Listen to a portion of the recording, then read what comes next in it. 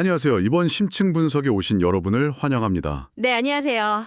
오늘 저희가 함께 파헤쳐볼 자료가 있는데요. 이게 기독교 신앙의 아주 오래된, 미스터리 하나를 다루고 있더라고요. 아, 어떤 거죠? 바로 왜 착하게 살려고 애쓸수록 삶이 더 힘들어지는가 하는 문제입니다. 와, 이거 정말 많은 분들이 공감하실 텐데요. 그렇죠. 네, 선하게 살고 싶은데 그럴수록 오히려 위선자가 되는 것 같고 맞아요. 다른 사람을 막 판단하게 되고 네, 그러다 결국엔 지쳐버리는 경험. 다들 한 번쯤은 있잖아요. 맞습니다. 그런데 오늘 살펴볼 이 창세기 강의 자료는요. 그 원인이 우리가 선과 악이라는 이 게임의 규칙 자체를 완전히 잘못 이해하고 있기 때문이라고 주장합니다. 아, 규칙을 잘못 알았다. 네, 그리고 그 규칙을 완전히 뒤엎는 생명이라는 새로운 게임을 제시하죠. 생명이요? 네, 옳고 그름의 판단을 넘어서는 삶의 방식. 오늘은 이 개념을 한번 깊이 탐색해 볼까 합니다. 흥미로운데요. 단순히 윤리적인 차원을 넘어서 우리 내면의 운영체제 자체를 바꾸는 것에 대한 이야기겠네요. 와, 운영체제. 비유가 정확하네요. 자료 속에 나오는 구체적인 이야기들을 통해서 그 의미를 하나씩 풀어보면 좋을 것 같습니다. 좋습니다. 그럼 이 생명의 원칙이라는 게 대체 뭔지 아주 강렬한 일화로 시작하더군요. 윗논과 아랫논을 가진 두 농부 이야기요. 네, 어떤 크리스찬 농부가 있었는데 자기 논 바로 아래에 논을 가진 주인이 있었던 거죠. 맞습니다. 그런데 이 아랫논 주인이 사흘 밤낮으로 몰래 자기 논에 물꼬를 터서 물을 훔쳐간 거예요. 세상에 사흘이나요? 네, 요즘 같으면 바로 경찰에 신고하거나 최소한 멱살잡이라도 해야죠. 이건 명백히 뇌물을 훔쳐간 거니까요. 그렇죠. 정의의 문제잖아요. 저 사람은 악하고 나는 피해자다. 이 구도가 너무 명확하죠. 딱 선악의 구도네요? 네, 그런데 이 농부의 반응이 정말 뜻밖이었습니다. 어떻게요? 네 번째 날 밤에 이 농부는 자기 논에 물을 채우는 대신 네. 밤새도록 아랫논에 먼저 물을 다 채워주고 돌아왔다는 겁니다. 와, 저는 그냥 성인군자네라고 생각했는데 다들 그렇게 생각하죠. 그런데 자료의 저자가 강조하는 지점은 그게 아니에요. 아, 저 농부 정말 인내심이 대단하다거나 착한 사람이 되려고 노력했구나. 이게 아니라는 거군요. 네, 맞아요. 그게 핵심이 아니라는 거죠. 저자는 그게 노력이나 인내의 산물이 아니라 생명으로 가득 찬 사람에게서 그냥 흘러나온 아주 자연스러운 행동이었다고 분석합니다. 자연스러운 행동이요? 네, 즉, 저 사람이 잘못했으니 내가 벌을 줘야지, 혹은 그래도 내가 참아야지, 이런 선악의 판단 체계 자체가 아예 작동하지 않았다는 거예요. 아, 그냥 아랫논에 물이 필요하구나라는 사실에 반응했을 뿐이라는 거죠. 이것이 바로 생면의 원칙이 작동하는 방식이라는 겁니다. 그 설명을 들으니까 굉장히 이상적이긴 한데 솔직히 말해서 저게 가능한가 싶거든요. 그렇죠. 어떤 사람들은 그냥 바보 같다고 하거나 아니면 순교자로서의 마지막 퍼포먼스 같은 어떤 종교적 의무감에서 나온 행동이라고 해석할 수도 있을 것 같아요. 네, 충분히 그럴 수 있죠. 그런데 자료는 왜 그게 억지 노력이 아니라 자연스러운 것이라고 확신하는 거죠? 아주 좋은 질문입니다. 그 답을 찾기 위해서 자료는 성경의 또 다른 인물, 스데반의 이야기로 넘어가요. 수데반 집사요? 네. 그는 성경에서 은혜와 진리가 충만한 사람이라는 거의 최고의 찬사를 받는 인물이거든요. 그렇죠. 그런데 아시다시피 억울하게 누명을 쓰고 사람들에게 돌에 맞아 죽어가잖아요. 네, 그 마지막 순간에 자기를 죽이는 사람들을 위해 기도하죠. 아버지, 저들의 죄를 용서해 주십시오라고요. 바로 그 지점입니다. 상식적으로 한번 생각해 보세요. 돌에 맞아 죽어가는 그 극한의 고통 속에서 그것도 자기를 죽이는 원수들을 위해서 진심으로 용서를 비는 기도가 나올 수 있을까요? 인간의 의지로는 불가능에 가깝죠. 그렇죠.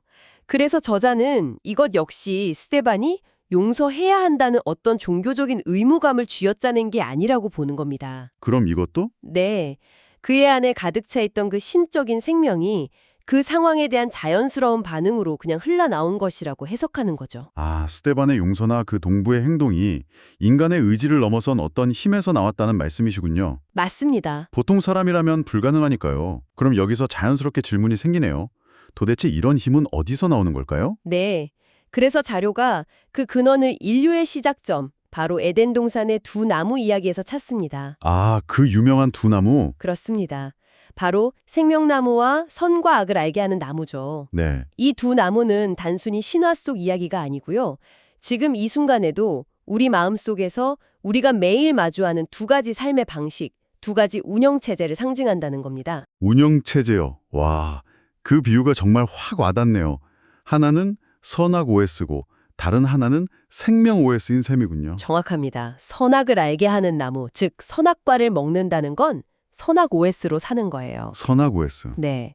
내 기준 혹은 세상의 기준으로 모든 것을 옳고 그름, 좋고 나쁨, 정의와 불의 이런 식으로 판단하고 반응하는 삶이죠.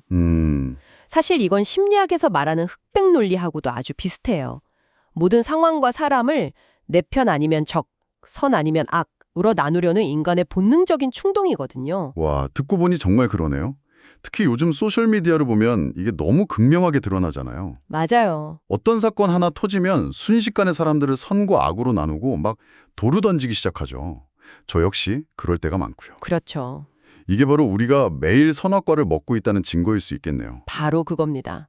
반면에 생명나무를 먹는다는 건 그 판단과 반응의 메커니즘을 넘어선 다른 차원의 삶, 즉 생명 OS로 사는 것을 의미합니다. 판단하기 전에. 네. 생명을 공급하는 거죠. 농부가 아랫논의 주인을 도둑으로 판단하기 전에 그 논에 물이라는 생명을 먼저 공급한 것처럼요. 개념은 알겠습니다. 근데 문제는 어떻게 그 생명 OS로 부팅할 수 있냐는 거죠. 자, 오늘부터 나는 판단하지 않겠어. 이렇게 결심한다고 되는 게 아니잖아요. 절대 아니죠. 어제도 운전하다가 누가 갑자기 끼어들어서 저도 모르게 화가 확 나더라고요. 아, 순간 오른뺨을 맞으면 왼편도 돌려대라는 가르침이 스쳐 지나가긴 했는데 제 마음은 이미 오른쪽 범퍼를 박았으니 왼쪽도 박아버려 라고 외치고 있었죠. 와, 아주 솔직하고 좋은 예시네요. 그야말로 100% 선악 OS의 즉각적인 판단과 반응이었습니다. 그래서 자료에서도 의지적인 노력만으로는 안 된다고 딱 못을 박습니다. 아, 역시. 선악과를 먹지 않으려는 그 노력 자체가 이미 선악의 프레임 안에 갇혀 있는 거니까요. 나는 선악과를 먹지 말아야지라는 선한 목표를 세우는 순간 그걸 못하는 나 자신을 또다시 악하다고 판단하게 되거든요. 와, 묘비우스의 띠 같네요. 그럼 방법이 뭔가요? 자료에 따르면 그 열쇠는 선택이 아니라 섭취에 있다고 합니다. 섭취요. 먹는 거요? 네. 내 의지로 생명나무를 선택해야지가 아니라 기도를 통해서 생명나무이신 그리스도가 나를 사로잡아 주시기를, 내가 그분을 먹고 마시게 해주시기를 구하는 것이죠. 아, 성경을 읽을 때도 마찬가지라고 해요. 지식이나 교훈을 얻기 위해 읽는다면 그건 선악과를 먹는 바리새인의 방식이고, 네. 그 말씀을 나의 양식과 생명으로 여기면서 기도하는 마음으로 대할 때 비로소 생명나무를 먹게 된다는 겁니다. 아, 이 생명나무라는 개념이 성경 전체에 걸쳐서 여러 다른 모습으로 나타난다는 부분이 정말 흥미로웠습니다. 네, 그 흐름이 아주 중요하죠. 상수리나무, 에셀나무, 종려나무 이런 것들로 나타나다가 마침내 감람나무의 모습으로 이어진다고요? 네, 맞습니다. 특히 감람나무, 즉 올리브나무의 비유는 이 생명의 원칙이 우리 현실에서 어떻게 구현되는지를 아주 구체적으로 보여집니다. 감람나무. 감람나무에서 귀한 기름을 얻으려면 어떻게 해야 하죠? 열매를 따서 꽉 짜야죠. 아주 강하게. 그렇죠. 열매가 완전히 갈리고 으깨지고 짜부라지는 과정을 거쳐야만 순수한 기름이 나옵니다. 네. 자료는 이걸 그리스도인의 삶에 그대로 빗대어 설명해요. 우리를 힘들게 하는 가정 환경, 나를 괴롭히는 직장 상사, 도저히 이해할 수 없는 공동체의 문제들, 아, 바로 그런 우리를 갈아버리는 환경 속에서 역설적으로 가장 순수한 신앙의 기름이 짜내어진다는 겁니다. 잠깐만요. 그럼 이 자료가 말하는 핵심은 이거네요. 우리가 흔히 신앙생활이 장애물이라고 생각하는 힘든 직장 상사나 어려운 가정 환경이 네, 사실은 신앙의 가장 순수한 정수, 그 기름을 만들어내는 필수 도구라는 거잖아요. 이건 관점의 완전한 전환인데요. 바로 그겁니다. 고난을 피해야 할 대상이 아니라 기름을 짜기 위한 필수적인 앞찾기로 보는 거죠. 앞찾기. 그리고 그 기름이 뭐라냐면 성전을 밝히는 등불이 됩니다. 등불이요? 네, 이건 겉으로 드러나는 화려한 종교 활동이나 봉사가 아니라 바로 그 고난 속에서 으깨지고 짜내어진 한 사람의 내면, 그 인격이 주변과 공동체를 밝히는 진짜 빛이 된다는 의미입니다. 와, 그 감람나무 비유는 정말 머리를 한 대 맞은 것 같았어요. 그렇죠. 저는 지금까지 고난은 그저 피하거나 견뎌야 할 대상으로만 생각했거든요. 그런데 자료에서는 그 고난이 사실은 목적이 있는 과정이고 무언가를 생산해내는 앞찾기라고 말하는 거잖아요. 네, 맞아요. 이 부분은 정말 곱씹어 보게 되더라고요. 오른쪽 뺨을 맞으면 왼편도 돌려대라는 가르침도 같은 맥락에서 이해할 수 있습니다. 아, 인간의 의지로는 분해서 절대 할 수 없는 일이잖아요. 못하죠. 하지만 이렇게 앞찾기 속에서 완전히 갈아진 사람, 즉, 내 자아가 깨진 사람은 그것이 자연스럽게 가능하다는 겁니다. 더 이상 반응할 나라는 실체가 약해졌기 때문이죠. 알겠습니다.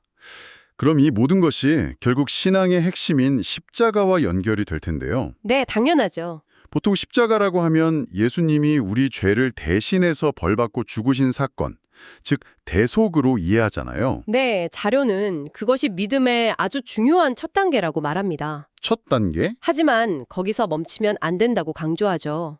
더 깊은 단계가 있는데 바로 연합의 개념입니다. 연합. 예수님이 나를 대신해서 죽으신 것을 넘어서서 내가 그리스도 안으로 들어가 그분과 함께 십자가에서 죽었음을 믿는 것입니다. 이 연합이라는 개념이 굉장히 중요한 것 같은데 솔직히 조금 막연하게 들리기도 합니다. 그리스도와 함께 죽었다는 게 구체적으로 어떤 느낌일까요? 자료에 혹시 더 와닿는 비유가 있었나요? 좋은 질문이에요. 함께 죽었다는 말이 자칫하면 감정적으로 무감각해지거나 굉장히 수동적인 삶을 살아낸 뜻으로 오해될 수 있거든요. 네, 맞아요. 자료가 말하는 죽음은 그런 의미가 아니고요. 오히려 더 좋은 비유는 접붙임일 겁니다. 아, 농사에서 쓰는 그 접붙임이요? 네, 맛없는 돌감나무 가지를 잘라서 아주 좋은 참감나무에 접붙이는 거죠. 네. 일단 접붙여지면 그 가지는 더 이상 자기 뿌리에서 양분을 공급받지 않아요. 참감나무의 뿌리에서 오는 수액과 영양분을 공급받아서 전혀 다른 차원의 열매를 맺게 되죠. 아, 근원이 바뀌는 거군요. 그렇죠. 가지 자체가 죽은 게 아니라 양분을 공급받는 근원이 바뀐 겁니다. 그리스도와 연합하여 함께 죽었다는 것은 바로 이런 의미예요.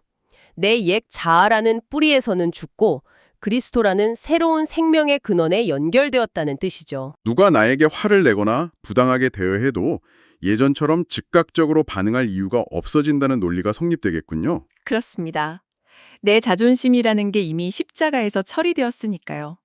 물론 매일의 삶에서 이게 자동으로 되진 않겠죠. 네. 그래서 계속해서 내가 그분께 접붙여진 존재임을 믿고 선포하는 것이 중요하다고 자료는 이야기합니다. 이 연합의 개념이 우리가 그리스도를 돕는 배필이라는 비유로까지 확장되는 부분도 아주 인상 깊었습니다. 네, 그 부분도 중요하죠. 보통 돕는 배필이라고 하면 아내가 남편을 돕는 이미지를 떠올리는데 이걸 신과 인간의 관계로 가져오다니요? 네, 아담에게 하와가 필요했듯이 그리스도께서도 교회가, 즉 우리가 필요하다는 굉장히 파격적인 관점이죠. 우리가 필요하다고요? 네.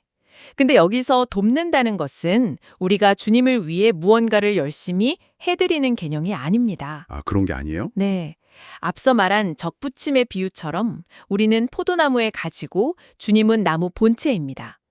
가지가 나무를 위해 뭘 해주나요? 아무것도 안 하죠. 그냥 붙어있기만 하잖아요. 맞습니다.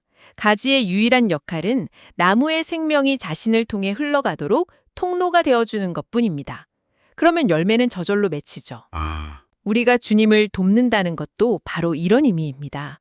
주님이라는 생명이 우리라는 통로를 통해 세상으로 확장되도록 우리 자신을 그냥 내어드리는 것이죠. 근데 하나님은 전능하신데 굳이 우리라는 통로가 필요한가요? 혼자 다 하실 수 있지 않나요? 물론입니다. 하나님은 스스로 모든 것을 하실 수 있죠. 하지만 그분은 우리와 함께 일하기를 선택하셨습니다. 아, 우리에게 그분의 생명이 흐르는 팔과 다리가 되는 영광스러운 기회를 주셨다는 것이 이 자료의 핵심적인 설명입니다. 우리의 역할은 위대한 일을 해내는 것이 아니라 위대한 생명이 우리를 통해 흘러가도록 내어 맡기는 통로가 되는 것이죠. 오늘은 선악의 판단을 넘어 생명의 원칙으로 사는 삶에 대해 정말 깊이 탐구해 보았습니다. 네, 정말 깊은 이야기였네요. 왜 착하게 살려고 할수록 힘들어지는가라는 질문으로 시작해서 그 해답이 선악의 규칙을 따르는 게 아니라 생명이라는 새로운 운영체제로 전환하는 데 있다는 것을 알게 됐네요. 맞습니다. 억울한 상황에서 아랫눈에 먼저 물을 대준 농부의 이야기, 또 우리 마음속 두 개의 OS인 두 나무 이야기, 그리고 고난이 신앙의 정수를 짜내는 앞찾기라는 감람나무의 비유까지 정말 많은 생각을 하게 합니다. 네. 오늘 나눈 이야기의 핵심을 한 문장으로 요약하자면 판단하고 반응하는 삶에서 신적인 생명을 받아서 흘려보내는 통로의 삶으로의 전환이라고 할 수 있겠습니다. 통로의 삶. 그리고 가장 중요한 것은 이 전환이 나의 노력이나 의지가 아니라 그리스도와의 깊은 연합, 즉 그분께 단단히 접붙여지는 것을 믿음으로 받아들일 때 시작된다는 점이겠죠? 마지막으로, 이걸 들으시는 분들께 질문 하나를 던지면서 마무리하면 어떨까 싶어요. 네, 좋습니다. 자료에서는 우리가 그리스도의 몸, 즉 그 생명을 성경뿐만 아니라 다른 신자들과의 교제를 통해서도 먹는다고 말합니다. 네. 어쩌면 오늘 당신이 만나는 가족, 동료, 친구들과의 관계를 한번 돌아보는 건 어떨까요? 그 시간을 단순히 정보를 교환하거나 업무를 처리하는 시간으로 여기는 대신 그 사람 안에 있는 신적인 생명을 내가 공급받고 또 나의 생명을 그에게 흘려보내는 기회로 바라본다면 당신의 하루는 어떻게 달라질 수 있을까요? 아주 중요한 질문이네요. 모든 만남이 생명을 주고받는 시간이 될 수 있다는 거니까요. 네, 그 가능성을 생각해 보시면서 오늘 하루를 보내시는 것도 의미 있을 것 같습니다. 지금까지 더 딥다이브였습니다. 감사합니다. 감사합니다.